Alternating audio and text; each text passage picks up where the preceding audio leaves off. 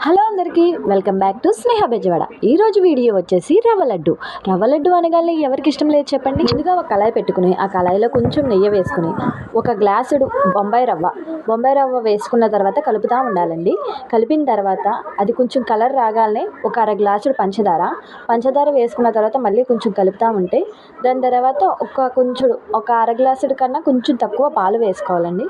పాలు వేసుకున్నాక మనకు సరిపోతాయి అనగానే ఇంకా కొంచెం కాసేపు ఉంచి తీసేయాలండి. తీసిన తర్వాత ఒక చిన్న కళాయి పెట్టుకుని దాంట్లో కొంచెం నెయ్యి వేసుకుని నెయ్యిలో ఒక 4 జీడిపప్పులు కిస్మిస్లు వేసుకుని కలుపుతూ ఉండాలండి. అవి కొంచెం గోల్డెన్ కలర్ వచ్చిన తర్వాత స్టవ్ ఆఫ్ చేసేయాలండి. దాని తర్వాత మనం ఇంకా ఒక ప్లేట్లోకి వేసుకుని దాన్ని చల్లారక ముందే మనం ఉండలు అనేది చుట్టాలండి. ఇవి మా నాన్నమ్మగారు మనకి 5 నిమిషాల్లో రెడీ అయిపోవాలనే స్వీట్ ఏదన్నా ఉంది అనుకుంటే అది ఒక్కటే రవ్వ లడ్డు అండి. 5 నిమిషాల్లో భలే అయిపోద్దండి. మనకి ఇప్పుడు దీపావళి వస్తుంది కదా, దీపావళికి చేసుకుంటే భలే ఉండిద్దండి.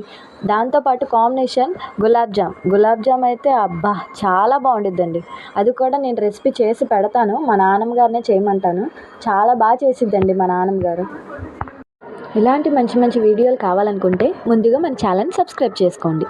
అలాగే లైక్ కొట్టడం కూడా మర్చిపోవద్దు. Thank you for watching.